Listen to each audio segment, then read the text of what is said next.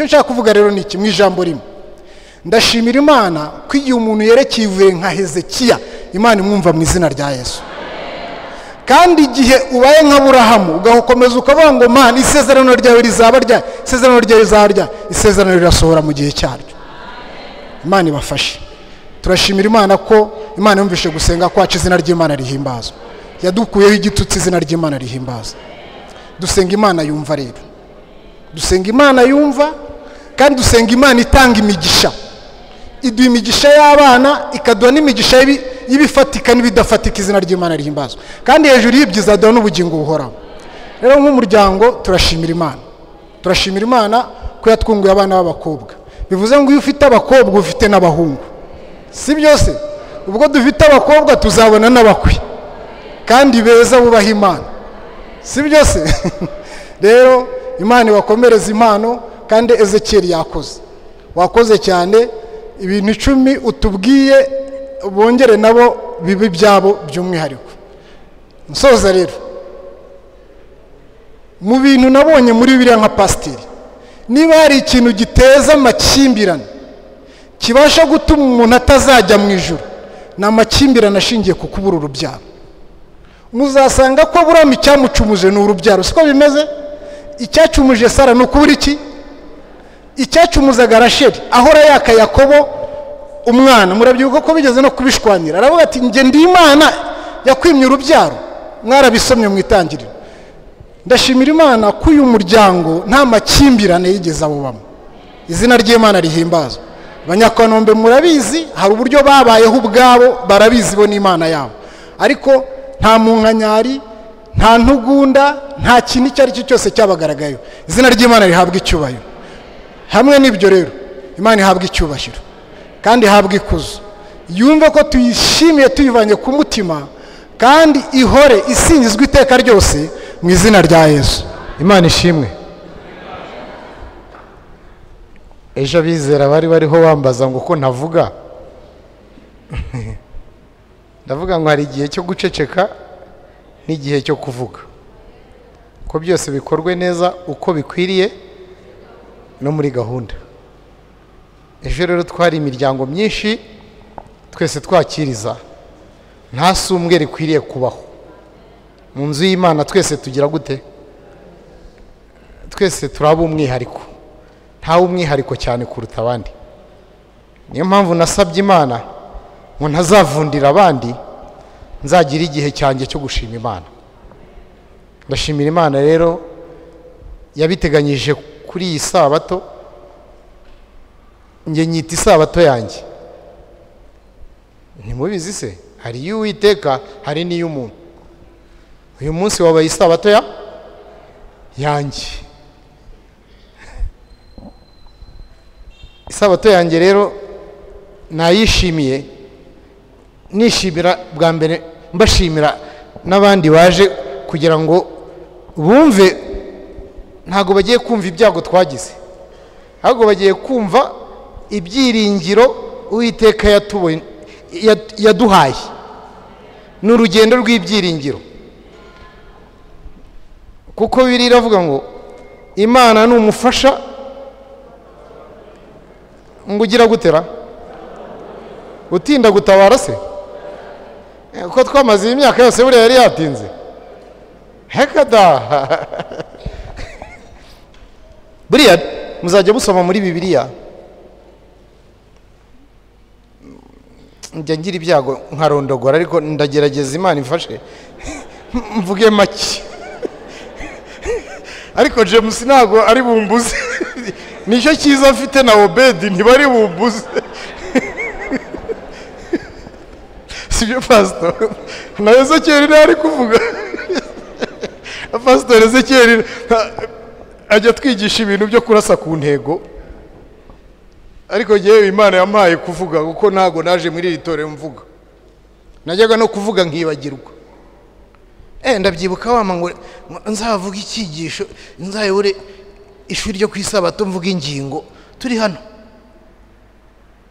muri 91.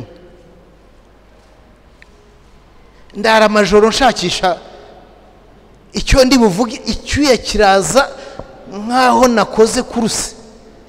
ngeze imbere y'abantu bikabura. Ndashimira Imana yakurije impano yanjye muri korali Abasaruzi. Buri wese amenya agira ikimwerekanaho umwuka. Nanjye rero nabaye impano yo kuvuga ntarinzi kuvuga. Ubwo rero njye mbwira abantu mujye mureka nivugire. Kuko n'ubu ni kera ntabyo navugaga. Ko navukiye mu Gaturika se twebwe ari uko kwa padiri. Ni iby'Imana ko bitari kimeza muri jewe. Ariko hari isomo ntangiriraho mbabwira iby'Imana ikora ko ari Imana nziza. Ni isomo riri mu Rwambere rw'Abakorinto n'igice cya 12. Ni ryo somo ngira ngo guhera ku murongo wa 22. Rwambere rw'Abakorinto 12 umurongo wa 22. Ngo ahubwo biri ukundi rwose ingingo z'umubiri zizi ko ari iz'intege nke, hanyuma y'izindi nizo zo kutabura. Ingingo zimeze zite? Z'umubiri zifite ikira nizo zo kutagira gute? Ariko mu bivane no mu bigaragara, mu bijyane no mu by'umwuka, sibyo? Kandi izo ku mubiri zizwi ko ari iz'icyubahiro gike nizo turushaho kwambika icyubahiro.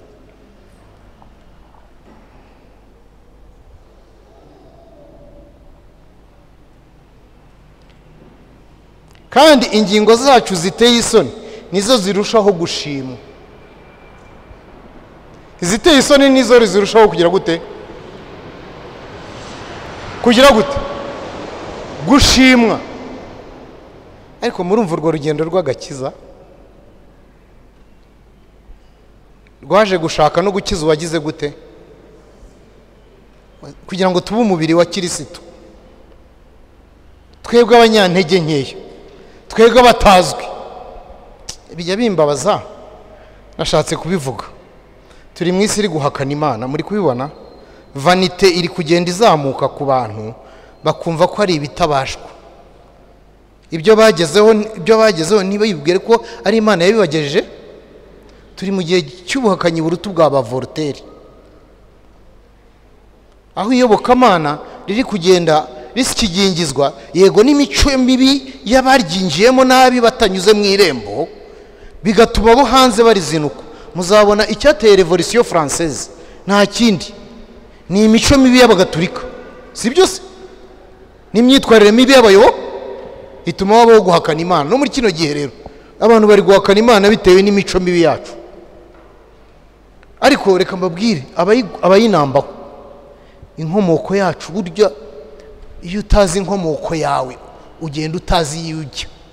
Ndashima Imana yaduhaye Bibiliya ngo tumenye inkomoko yacu, ngo tumenye iyo dusenga. Abavuga ngo Bibiliya zazanywe n'abazungu, ese kuba tuzaniye kwambara byo kuki batabihakana? Ko batuzaniye gusirimuka ndabeshyara tukavuga n'izo ndimi zabo ko tutazanga. Bagashaka kimwe gusa kuko cyo nta ukirwanirira, bagashaka kucyanga kigendanye n'iyobokama. Hari amadolari ari fo, ariko hari n'amadolari ari vrai, si byose? Hari imisengere y'ukuri ariko hari n'imisengere ipfu. Ndashimira Imana rero ko yatuyoboye mu misengere nyakuri, idashyigikira umuntu ngo imujyane hejuru iyo ngiyo, ahubwo imujyana kugira ngo imushyikirize Imana, kugira ngo amenye Imana ave mu irimbukiro. Za ngingo ziteye isoni zambaye ubushwambagara, zitambaye agakiza, zirushaho gusa n'Imana. Haleluya! Icyo nicyo shimira Imana ko yantoranyije ikamenyesha ubutumwa bwiza. Imana ihabwa icyubahiro. Ndi kumwe n'umufasha wanjye rero, nkatwe abanyantege nkeya, nkatwe tutari dukwiriye. Ntago nirirwa, reka mbabwize ukuri, mu bintu ntajya mvuga kandi na madamu arabizi, nta n'ubuhamwe bwanjye muri bwumve by'ibyo shitani yakoze. Kw'ibyo mu ijuru babita muri puberi, babitera. Nta nubwo naje gusingiza shitani, naje gusingiza Imana. Kuko kubakunda Imana byose bifatanyiriza kugira gute? Umva petit frère, ntabwo njye nagombaga gushwana n'umugore wanjye kuko umugore wanjye nzi uwamumpaye. njye narambagije imyaka 13. rero nzi uwamumpa. n'abantu benshi bavuze byinshi ariko ndavuga ni ayo ni ay'abana, ni ay'abakira, ni ay'abana. hari n'abakuze ariko bakiraba. ibyo na Bibiliya byita ngo ni abaramizwa amata kandi bamaze igihe kirekire biga. ibyo rero sinabishyigikira, ahubwo nashyigikira iki ngiki, nashyigikira icyo Imana yambwiye. ubwo se ndagira ngo mbabwire urugendo rw'ibyiringiro. nta gihe na kimwe Imana yakwemera kunyura mu buzima itaburimo imbere, itarimo ikira, kuko ni umufasha utabura ari kuboneka mu byago no mu makuba, kandi ikanongera ikavuga ngo ntabazana gutabara nkwereke ibikomeye utakwigira gutera. kubera iki? ku murongo ubanza aravuga ngo ninjye ugira icyo ukora kandi ninjye ugigira gute, ugikomeza. iby'Imana rero mu migambi yayo, mu migambi itarondoreka, no mu kibikuramo icyiza nibyo. no muri uko gutinda ku ruhare rwa kamuntu twabona twacika intege twacogora, ariko njye nta nubwo nigeze ncogora rwose. ndashimira Imana ko ntigeze ncogora.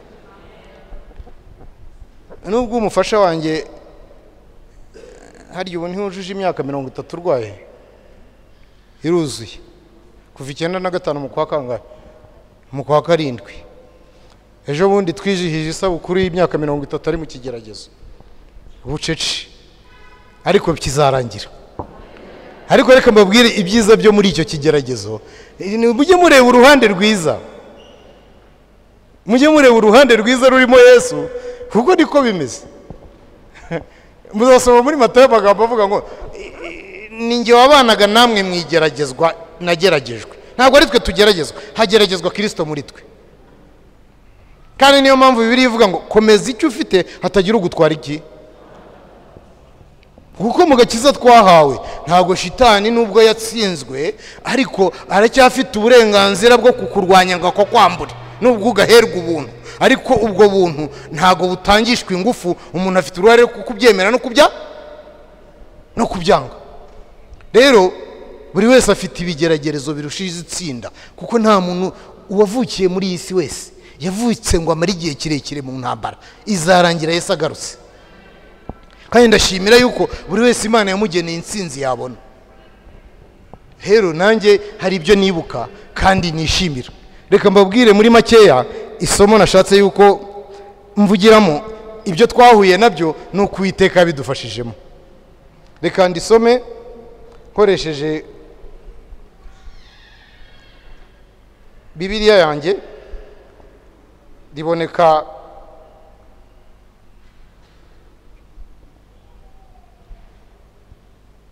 muri Yosuwa igice cya mbere umurongo wa 8 n'uwa 9.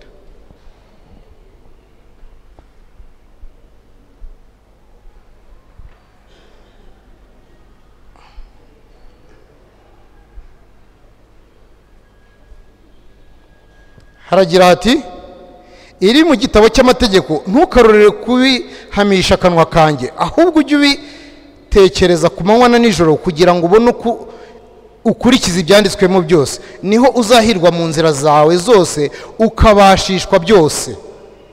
mbese sinjye ugutegetse? nuko komera ushikame, ntutinye kandi ntukuke umutima, kuko Uwiteka Imana yawe iri kumwe nawe aho uzajya hose. komeza inzira y'ukuri, siko twavuze se tuyiririmba mu basaruzi. nubwo inzira ryo mu ijuru ifunga nkuko irembo rijya mu ijuru rifunganye muri Matayo 7 niko atubwira, ariko ntago riteye ubwoba, kuko uwarinyuzemo mbere niwe uturangaje imbere. nubwo intambara yo kwambukiranya, kambabwire kwinjira mu bukristo no gukore mu rugamba, ariko Bibiliya iravuga ngo ni urugamba rwo kwizera, ni urugamba rwiza. ni nayo mpamvu n'imiryango myinshi iyo yubatse itubakiye ku Uwiteka, nibyo Nancy yarabyanditse koko ngo mu ngo 10 ebyiri nizo zuba zubatse ku kuri. mu ngo 10 ebyiri nizo ziba zifite impamvu nyaku, abandi bapfa gushaka gusa. abafite impamvu z'ukuri rero bahura n'iy'ukuri, ariko bayihurira nayo mu ntambaro z'ubuzima.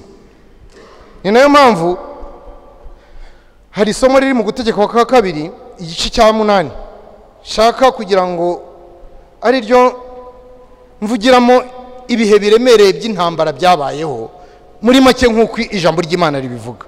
Ni ibihe by'intambara pe, intambara zo gupfusha, intambara z'intugunda z'amagambo, intambara z'ubukene, intambara z'uburwayi, intambara z'uruvugo. Mwagira ngo ziroroshye? Ibyo byose ni ibigerageresho bikomeye biba bigamije kugira ngo bihutaze umukristo arangarire muri byo. Ariko iyo ukomeje gutumbira imbere ntukade amagambo ari mu Rwanda rwawe kuri igice cya 5 avuga ngo twebwe ntiturebera imbere kubigaragara, ahubwo dufite kurebera mu byo twize. Ntukarebere kubikubayeho, oya, ahubwo jya ureba ubana nawe n'uwuhe, kuko igeragezo kiba kije kukugerageza nyine ngo kwizera kwawe kugamburuzwa. Hego ndashimira kuko wacu na Paulina ahubwo kwakujijwe. Gihe cyo gucogora no gucika inena n'ubundi mbimubwira Satani kurya ni kaporari ntabwo ari koroneri.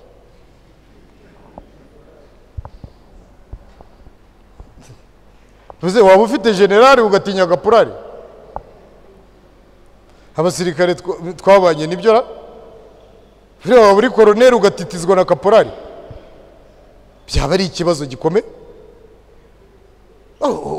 Nta n'uwo wabibwira mu byerekeranye n'urugamba rwa gisirikare nibyo ra? N'urugamba rw'iby'umwuka niko ruteye.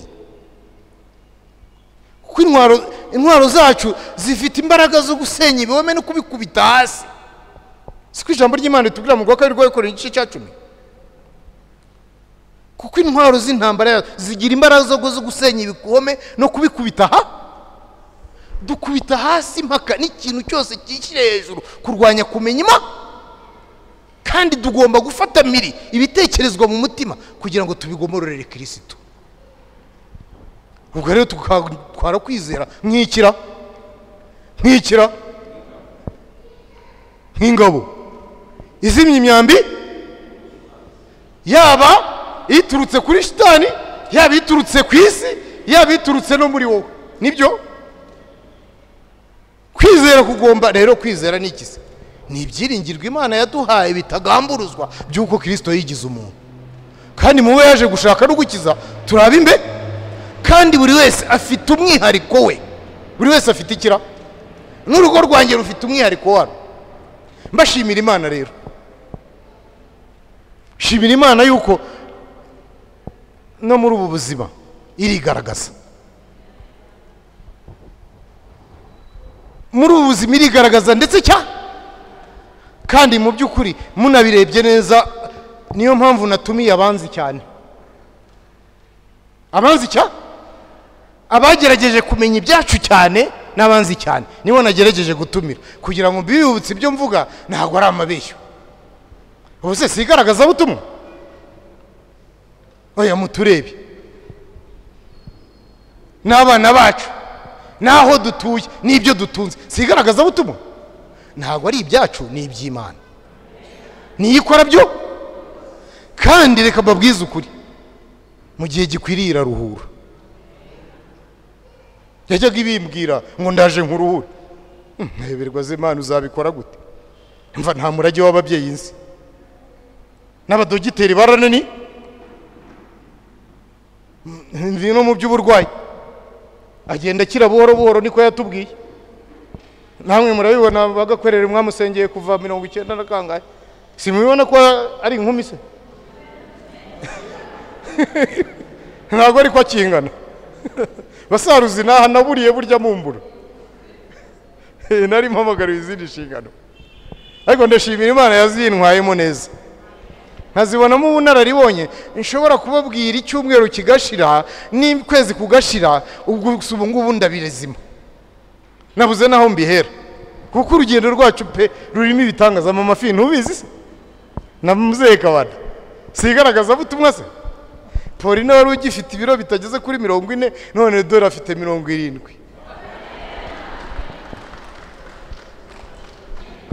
Paulina aranatwita, aranabya.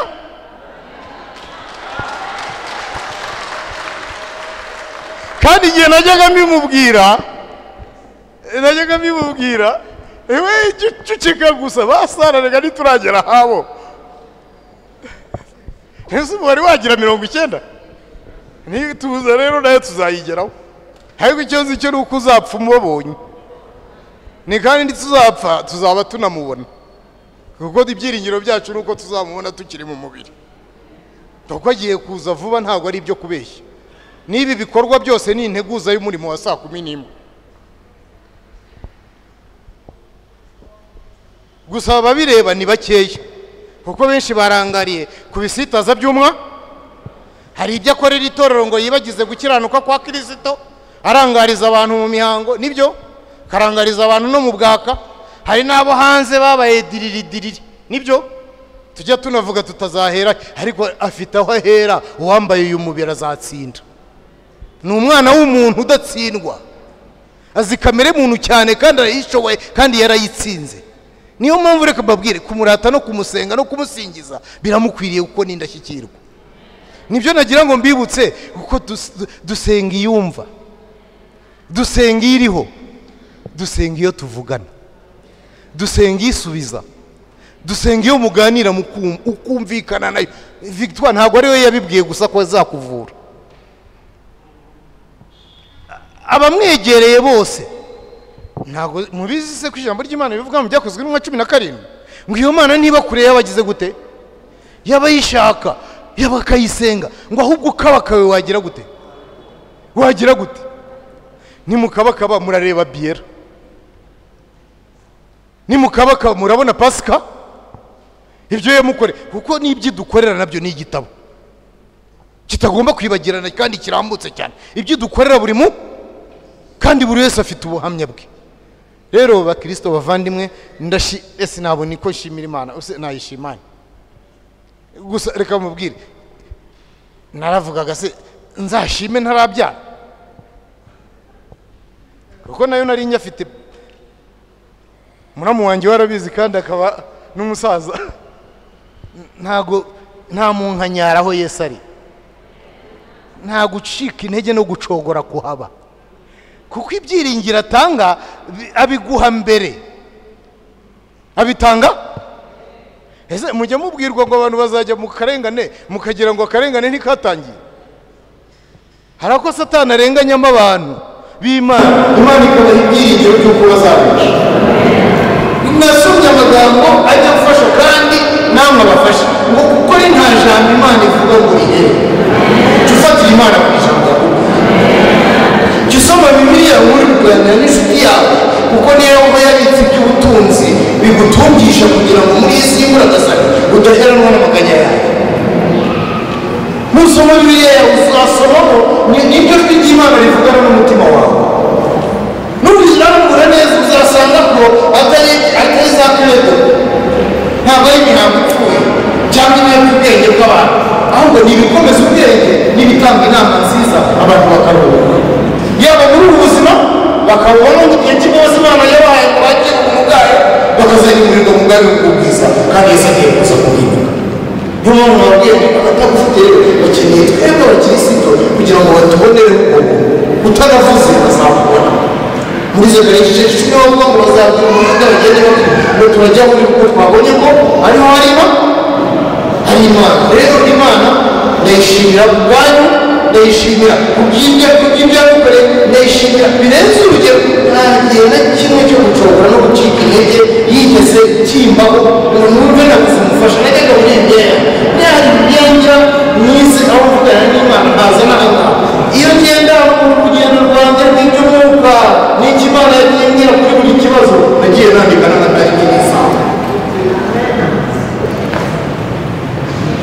nagiye nandika amatariki n'isaha n'ubu rero nabuze icyo nababwira n'icyo nawe gusa icyo navuze ni kimwe Uwiteka yadukoreye ibikomeye natwe turanezerewe kandi ibyo yadukoreye ajya byaraje muri gusa ahubwo twari tubitegereje twihanganye kwihangana ni iki se ni ukuguma mu byiringirwa udashidikanya ni ukumenya ko nta jambo Imana ivuga ngo rihe reka mbikubwire ntabwo ibiguha kuko uri umukiranutsi cyane ntabwo ibiguha kuko uyikunda cyane ahubwo ibiguha kuko igukunda cyane kandi buri wese yibaze ku migisha y'Imana nubwo hari ifite kondisiyo siko bimeze se ariko hari n'ibyo itanga inkondisiyoneri nibyo iby'urubyaro se biterwa na kondisiyo buriya ibyo kubaho biterwa na kondisiyo gakwere aricyo indaya ntizajya zibyara sibyo ra iby'urubyaro biri kondisiyoneri se indaya zabyara nuko ari imigisha rusa ivubira babina nabeza gusa iyo ugize amahirwe ukaba warayimenye ukurikiza izi nama twabwiwe ukaba ari cyo urushije abandi batayime kuko bashobora kubyarira shitani aho kubyarira Imana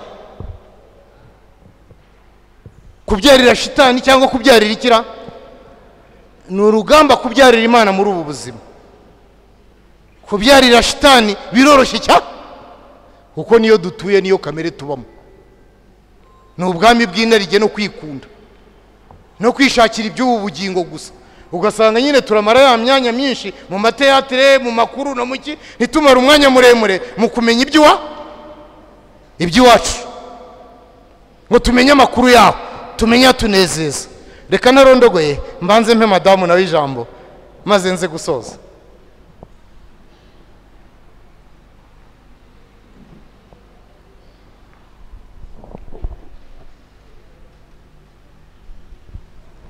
Isashimwe ndashimira Imana ku bantu bose bara Imana ni nziza rwose yabararitse kandi mukagira umwete wose wo kuza Jewe nta magambo menshi mfite gushima Imana niyo gushima ibihe byose kandi ntabwo ari uko ibyo yavuze byasohoye ari byo biri no kuri topic iri hariya ahubwo umunezero utagira icyo ukoma mu nkokora Imana itanga kubayimenye bakagira umugisha wo kuyimenya aravuga hari isomo ari bumfashe rivuga ngo kuko ubugingo buhoraho ari uko bakumenya wowe ubwawe ko ari wowe Mana bakamenya n'uwo watumye ko ari we Yesu Kristo kumenya Imana arajya ababwira wafite impano yo kujya amenya aho byanditswe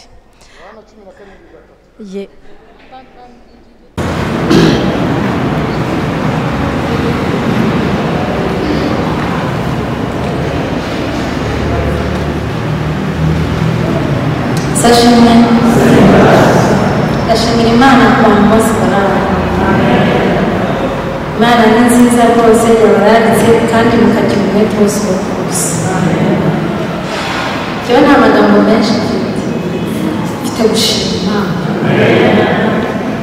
yo gushima byose kandi ntabwo ari uko ibyo yavuze byasohoye ari byo biri no kuri topic iri hariya ahubwo umunezero utagira icyo ukoma mu nkokora Imana itanga kubayimenye bakagira umugisha wo kuyimenya aravuga hari isomo ari bumfashe rivuga ngo kuko ubugingo buhora ari uko bakumenya wowe ubwawe ko ari wowe Mana bakamenya n'uwo watumye ko ari we Yesu Kristo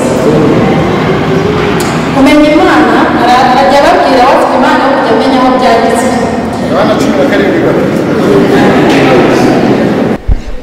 ubutumwa bwiza bwa Yesu Kristo uko bwanditswe na Yohana igice 17 umurongo wa 3 kumenya Imana ubuvuye mu rupfu ushyikiriye iki umuntu rero wayimenye nta mibabaro igira aho ikora ntabwo wabyumva wenda tubisoma muri Bibiliya ukumva ngo bamanitse abantu barabatwika ngo barariwe bagize tukagira ngo ni ukubisoma ni ukuri ijambo ry'Imana ringana n'ukuri kwayo uko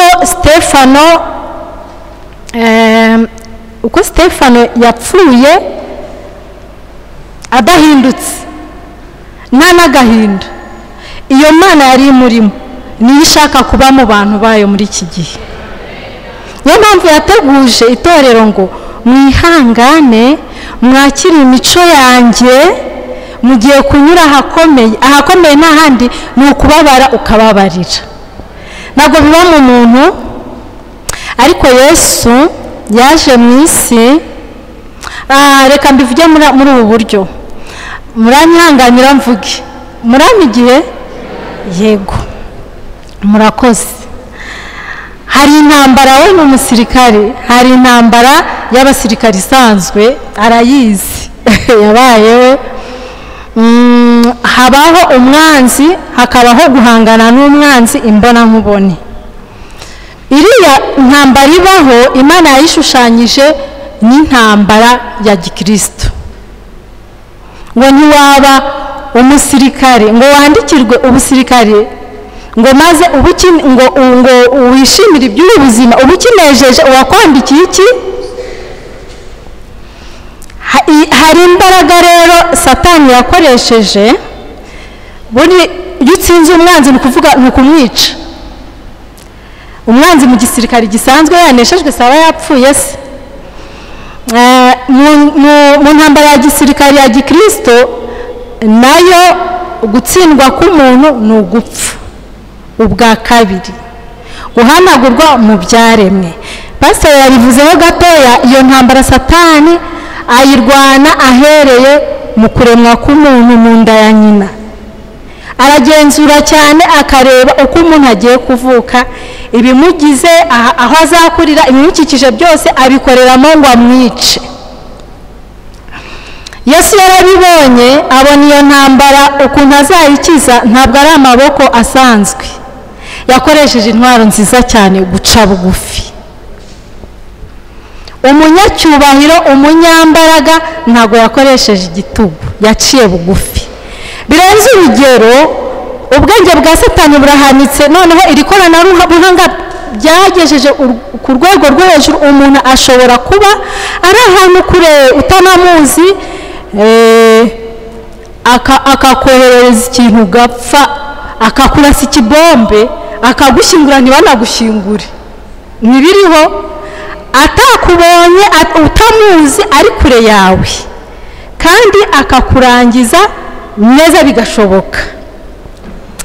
Izo mbaraga rero Satani afite, Yesu we yakoresheje izo gukiza umuntu mu buryo butari ubwo ngubwo. Araza kuba uruhinja mu nda ni ibintu biteye ubwoba. Ukemera ukaba uruhinja mu nda, ugakura amezi 9 ukavuka, kandi ukavukira mu muryango wa gikene, uvukanye intege nkeya, ushaka kukwica akurusha imbaraga, ariko ntabwo yabishoboye. Arakura, akoresha ubwo bwenge buhambaye buruta bwa Satani, abintungane, arapfa ku musaraba, yabaye mwene wacu. Urumva ukuntu we ateye, yari intungane, arinda apfa, arazuka, kandi muri uko kuzuka ntiyizukiye, yaratuzukiye.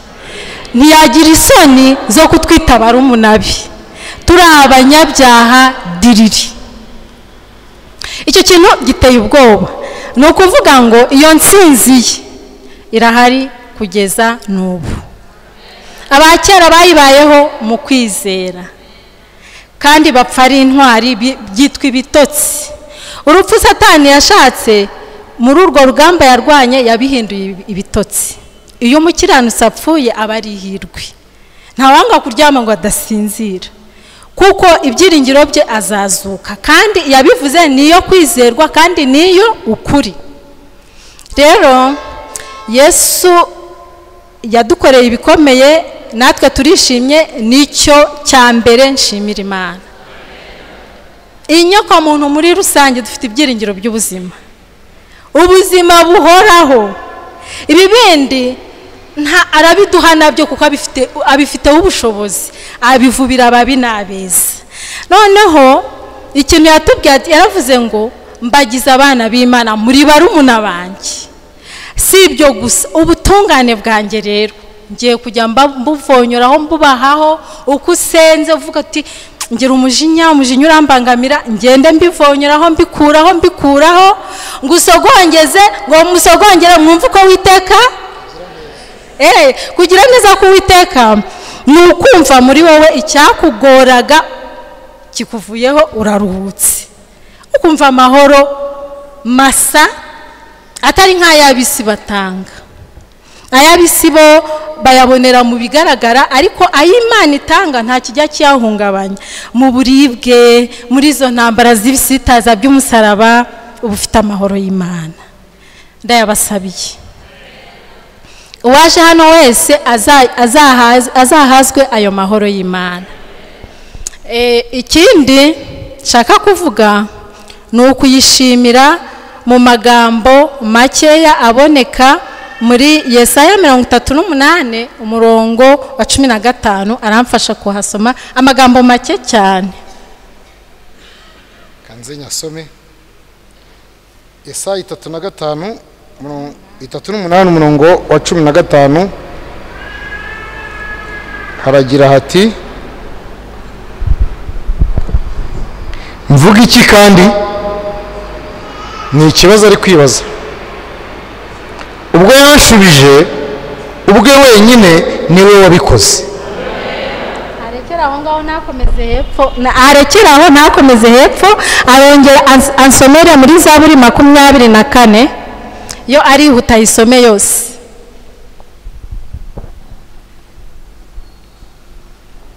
Zaburi 24 yose.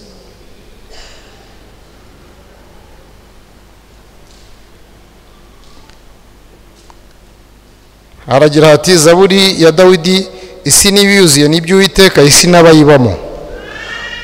Kuko ari wowe washinze ku nyanja, yayishimangije ku mazi menshi.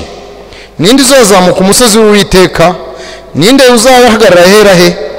N'ufite amaboko atanduye n'umutima uboneye, utigeze kwerekeza umutima we ku bitagira umumaro, ntarahira ibinyoma. Uwo niwe uzahabwa umugisha n'Uwiteka, no gukiranuka abihawe n'Imana y'agakiza ke.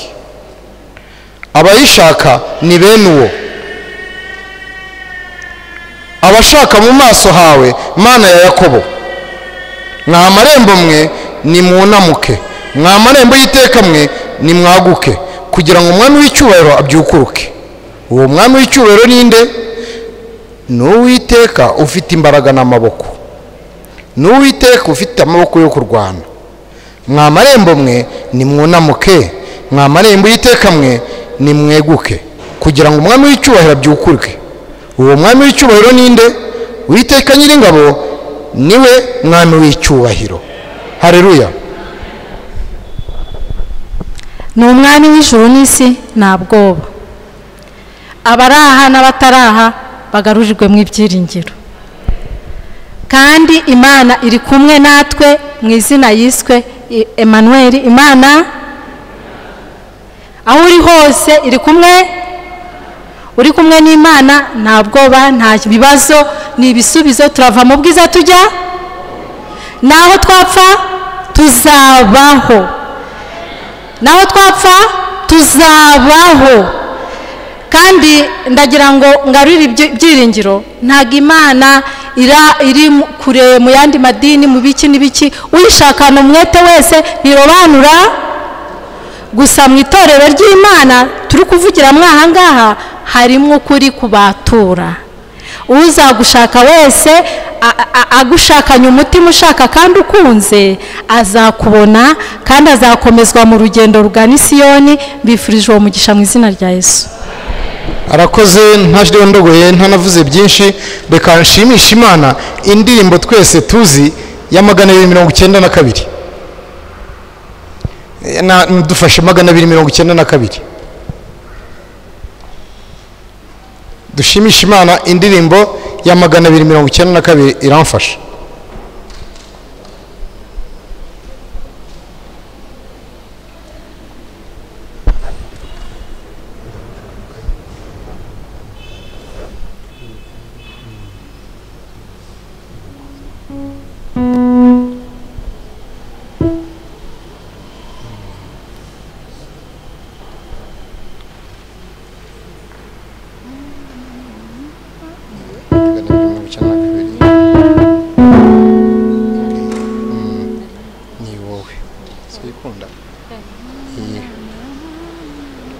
Hari igihe oya ntabwo ari navuze ni wowe gusa nkeneye nta wundi mwami hari undi ufite mu ijuru atari wowe ndayikunda ni wowe enda nguhiye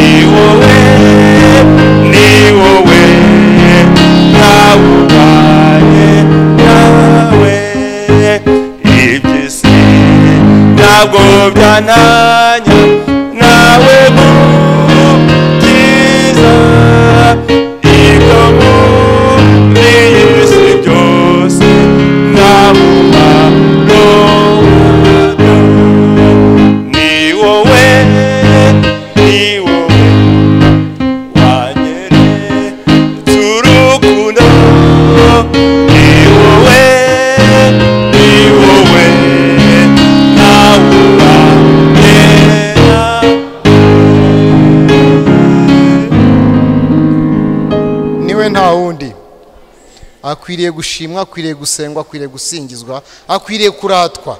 Kandi reka mbabwize ukuri, nitwe tubifitemo inyungu, ntago ari ubifitemo inyungu. Kumurata no kumusingiza no kumushima biradukwiriye twebwe abanyantege nkeya, twebwe ingingo zifite intege nkeya zuzuye ubusabwe bwinshi n'ibyaha byinshi, twe twononekaye tugatandukana n'iwacu. Ubu turi mu buhungiro, vuba tugiye gutaha iwacu. Niwe wenyine rero wadushoboza komatana nawe. Reka mpamagara abana banjye aba bafite babazane mbabamurikire.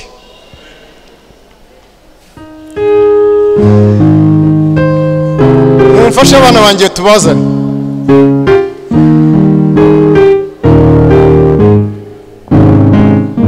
Mufate.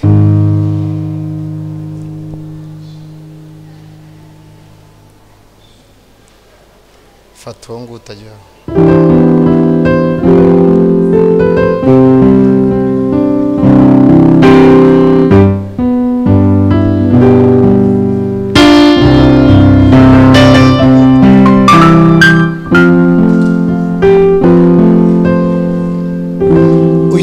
Niwe mukuru ni gakuru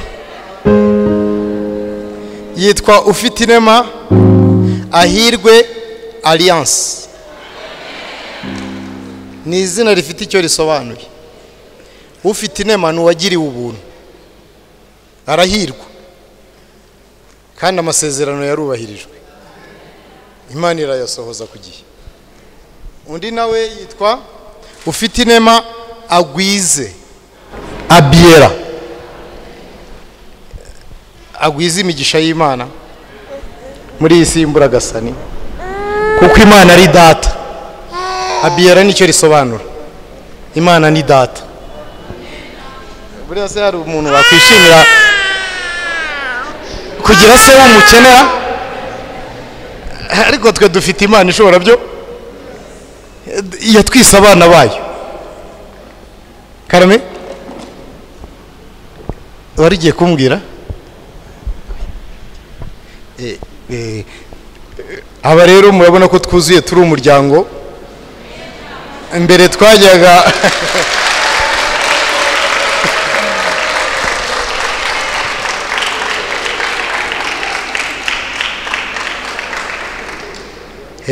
ubu batangiye no kujya bavuga mama papa, ukumva ukuntu biryoshye. Yego papa, aho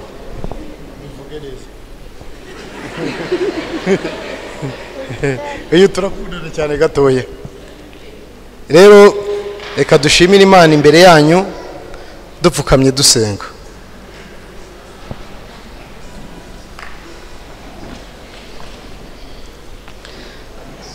Ni kubwawe data wa twese uri mu ijuru, ni kubw'imbabazi zawe zitagira akagero waduhaye uyu munsi ngo tugushime. Mu itangiriro 21 umurongo wa 8 niko byagenze na Aburahamu amaze kubona Isaka ngo amaze gucuka yatumiye abantu arabagaburira. Ntago yabagaburiye ibyo kurya gusa by'umubiri, yabahaye n'iby'umwuka, abereka urugendo rw'ibyiringiro yagiyemo imyaka 25.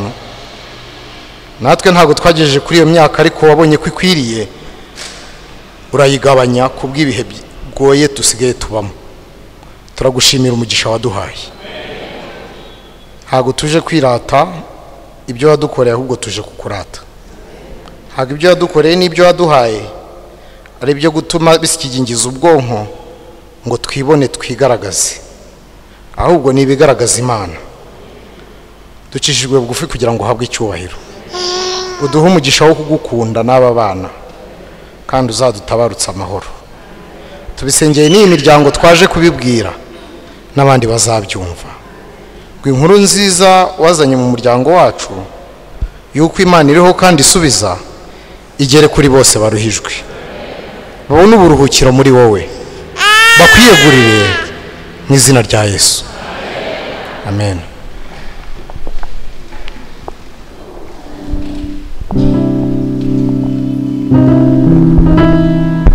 Kansabe Pascal na Paul n'abashyikirize abana ba nyirakuru nabo babateruye banabakikire, hanyuma bo bagaruke hano.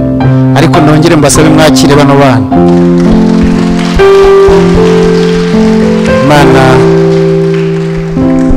Mana yadukoreye ibitangaza, natwe turishimye. Reka ubwo bagiye kubashyikiriza ba nyirakuru, nsabe abantu bafite impano mpereye kuri MFM Nyarugunga mutambuke mwihuse ubwo Pascal na Madame baba bagarutse hano, n'abandi mwese muzifite muziringanize, hanyuma tuzibashyikirize.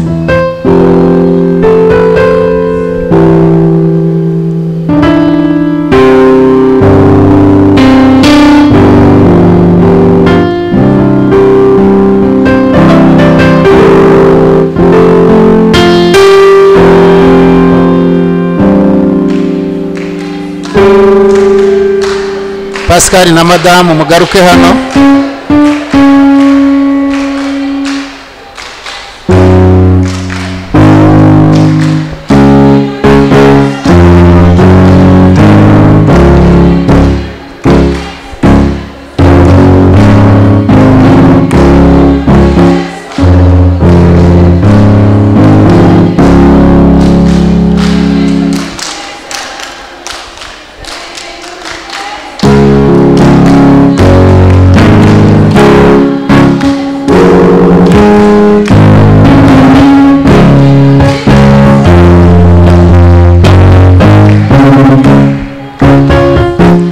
Mu magambo make duhe MFM umwanya barase ku ntego hanyuma batanga impano yabo basubire mu mwanya wabo. FM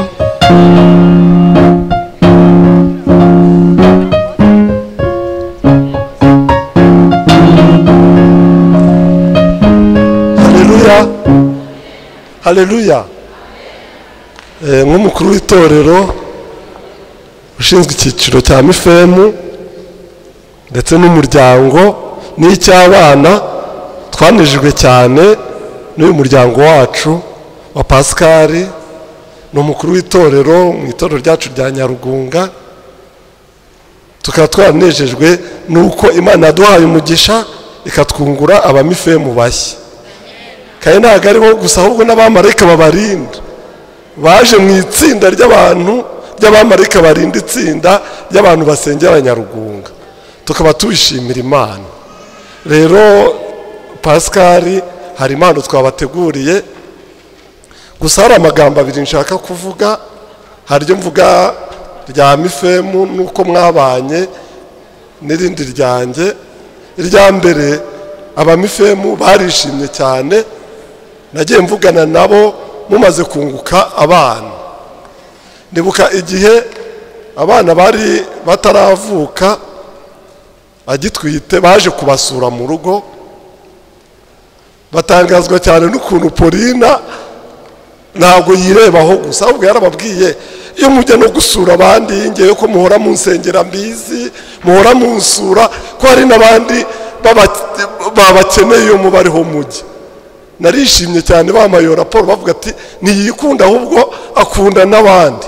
Ibyo twarabibashimiye, ariko byari ngombwa ko baza bakanabaganiriza, kuko wari umaze igihe udasengera hariya. Irindi jambo rya kabiri mvuga niko twasengeye umuryango. Hari imiryango ibiri twakomeje gusengera, twari dufite itsinda, madamu wanjye twari turi kumwe n'abandi basengera imudende kuri ako k'ababa profe. Twasengeye imiryango ibiri ikomeye, umuryango wa Kayijuka umudamu we twarakoranaga bita Zipora, n'umuryango wa Pascal, tukabashyira imbere y'Imana. Ariko Imana yagiye ibasubiza muri icyo gihe, tukaba tubishimira Imana. Imana ibaha umugisha. Mwazana impano tukazibahereza kugira ngo tudatwara igihe kinini. Impano ya mbere, abafata amafoto bafata, ni mu izina ry'itorero rya Nyarugunga tubahaye impano, no mu izina cyane cyane rya mifemu. Iriya twasaba umuntu bafasha bakayidufungurira kugira ngo twihute.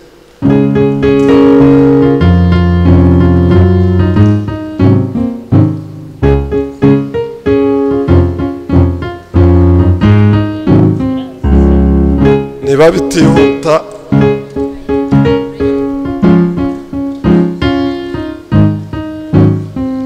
nawe ufite agakaramu, ndabona yabishoboye. mufate nabi.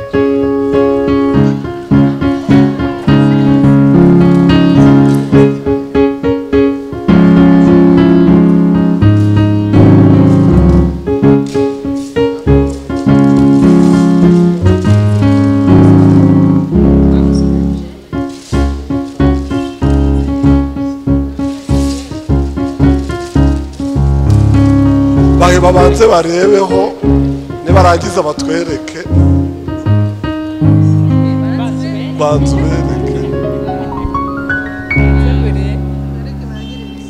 noneho nimwereke abizera bose.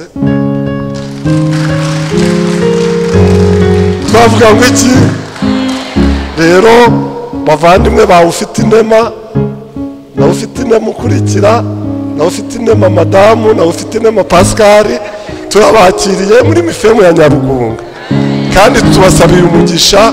Imana ihoraho izabakuze kandi barushaho kuvukira muri Kristo Yesu no gukurira mu buntu umwe mu izina rya Yesu. Reka dusubize ijambo umuyobozi wa gahunda.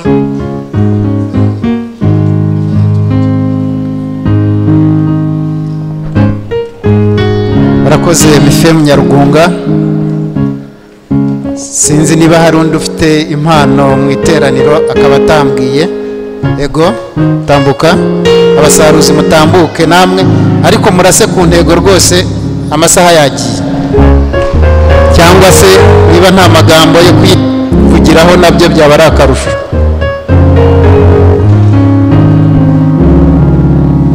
Uwo mpa mikoro ntago arenza umunota umwe. Abantu mugenda mwihangane, tugiye gusoza. Kuba mwatanze umwanya wanyu mukagenda mutamenya uko dushoje nabyo ntabwo ari byiza. Mwihangane, mu kanya turasoza. Umunota umwe muyobozi.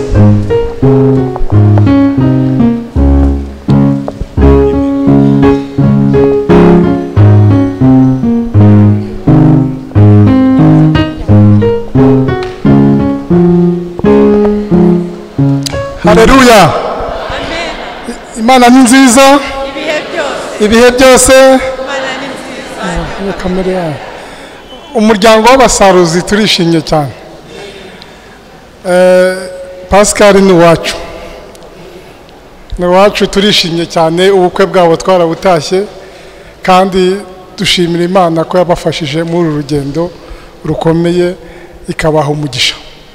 Muri Zaburi 37 umurongo wa 2 haravuga ngo ikoreze Uwiteka urugendo. Uwiteka yabanye nawe mu rugendo, turishimye. Uwiteka dukora ibikomeye natwe turishimye. Uwiteka tumuragije urugendo rusigaye imbere, ndetse n'abana bazakurire mu mbabazi z'Uwiteka. Imana ishimwe cyane. Amen.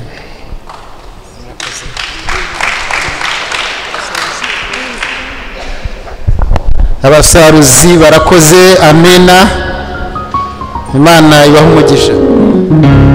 Undi ufite impano, hari impano mbona hariya, niba ari izaba Pascal muzizane.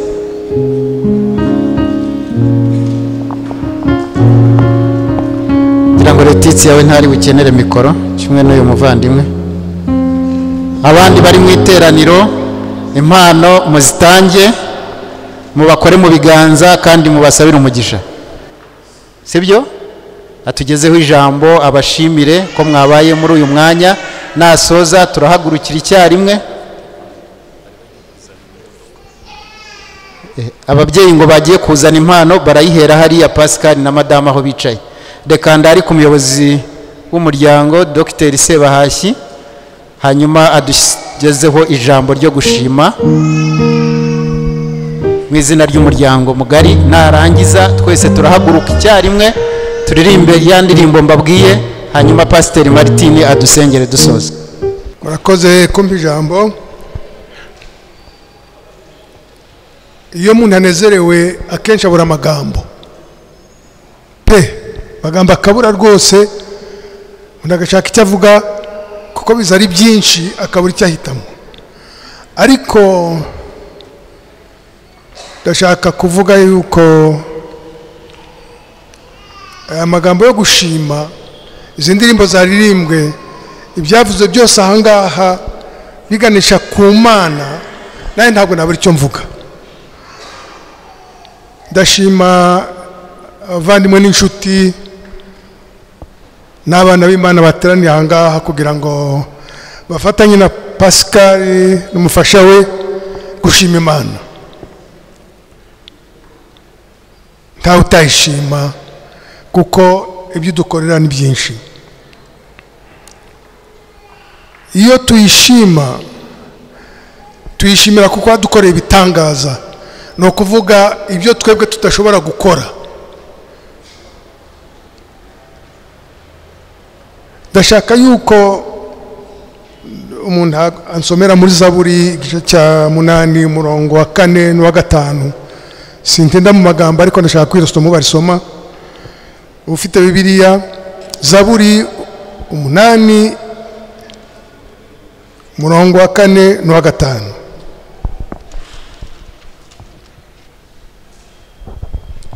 Zaburi 8 umurongo wa 4 n'uwa 5. Iyo nitegereje ijuru, umurimo w'intoke zawe, n'ukwezi n'inyenyeri ibyo waremye, umuntu ni iki kumwibuka, cyangwa umwana w'umuntu kumugenderera? wowe waremye ijuru n'isi n'ibirimo byose, umuntu ni iki kugira ngo umwibuke, n'umwana w'umuntu kugira ngo umugenderere?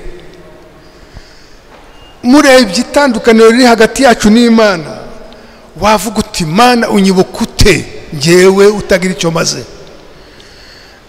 Impamvu ni eshatu. iya mbere, Imana ibera hose icyarimwe, sibyo? iyo tuvuze ngo hose icyarimwe ntabwo tuba tubivuze. twebwe iyo mpagaze aha mu rugo simpari, nishaka kuhagenda ndagenda n'imodoka, ubwo ndihuse. nimpagenda n'amaguru wenda ijoro ryose, uwihuse agenda n'indege, urengeje agenda n'ibyogajuru. umucyo ugenda ibirometero 300 mu isegonde, uzagenda iteka ryose, aho hose Imana ihabera icyarimwe. wari kumva itandukaniro? iyo mvuze ngo iyindi mpamvu Imana ibaho iteka ryose, ni ukuvuga ngo mbere na mbere yaremye ijuru n'isi, ariko na mbere Imana yariho kandi izakomeza kubaho iteka ryose. ntabwo nshobora kubyumva njyewe. umunyazaburi yarampaye imyaka 70 gusa, ngo nuwaramye ngo yageza 80 akaba ariyo kwanduranya n'imibabaro gusa. burangiye burandi mu nyongezo. none nakumva nde Imana ibaho iteka ryose?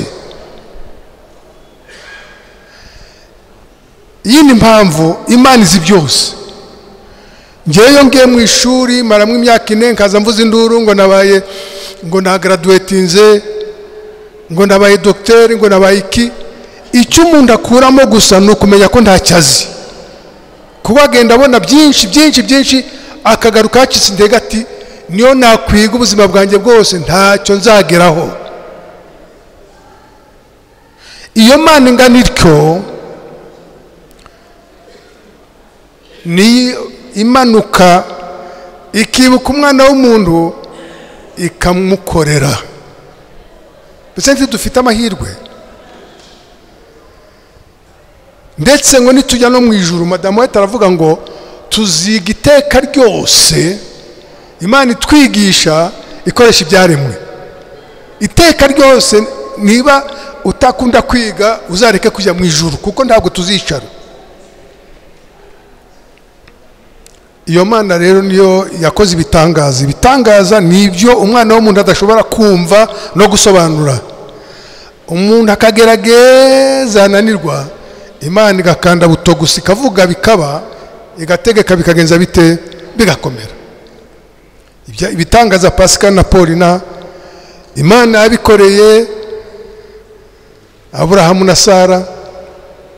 Imana ibikorera Ana na Elukana. Imana ibikorera Elizabeth nande na Zakariya. ndetse abo bana bavutse muri ubwo buryo babitangaza kuko babaye indashyikirwa mu gukorera Imana. Yohana umubatiza, Samuel umuhanuzi, na Isaac abana b'Isirayeli bakomokaho. nkaba nizera neza yuko Abiera na Alliance Imana ibafitiye umugambi na gahunda, kandi izabafashizemo. iyo Mana mwaje gushima ikomeye ikora ibitangaza, ndabashimiye cyane mu izina ry'umuryango. tuhafite ubukire buteye ubwoba, iby'abandi batesha agaciro bayisuzugura, twebwe n'Imana y'ibisubizo. hari ibintu tudaha agaciro, kumva bari ugasanga umuntu ari kugenda yituka mu nzira avuga ngo ayasimbuka ngo Imana kwiteye ubwoba. ibera hose icyarimwe, ikabaho iteka ryose. njyewe umwana w'umuntu ndiki kugira ngo nyivuge, kugira ngo nyihagarare imbere, ariko ikamanuka ikanyibuka, ikamanuka ikagenza ite, ikamfasha ikankorera. Iyo Mana ishobora byose kandi dukunda bampera imigisha kubera urukundo mwagize, kubera kuza gusura umuryango no kwifatanya nawo mu umunezero unezezwa n'ibyo Imana yakoze, kandi natwe tukayishimira ibyo yadukoreye. Nkaba mbahaye isomo rimwe gusa imbere y'iyo Mana. Icyo umuntu w'umukristo akwiriye gukora ni iki? No kwicisha bugufi, no kugenza gute, no gushima ibintu uko ari ibi. Uwitwa umukristo wese yabigira, kwicisha bugufi no gushima. Aba ari byo bijya bibaranga aho muzaba hose, nibyo bamaza nanjye nambaza mu izina rya Yesu.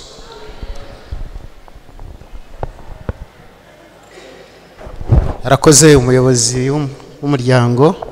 Reka duhagaze turirimbe ya ndirimbo nababwiye, hanyuma dusenge isengesho risoza. Unambe kuma nanuyimure bona nuterwa nimagarara uzagaruki rwana rutare iyo tugoswe n'ibyaha dukomerera kuri Kristo rutare niwe rutare twisunga nitwihangana tuzaba amahoro tugeze imbere y'Imana nambira ukuri jya wihangana komeza ubutwari no kwizera utaraduha kuganziriza muri iyi si y'ingomero dukomerera kuri Kristo rutare niwe rutare twisunga nitwihangana tuzaba amahoro tugeze imbere y'Imana nambira ukuri birakwiriye we kurambirwa uzagororerwa rutare niwe duha amahoro tumaze gutsinda ibyago dukomerera kuri Kristo rutare niwe rutare twisunga nitwihangana tuzaba amahoro tugeze imbere y'Imana.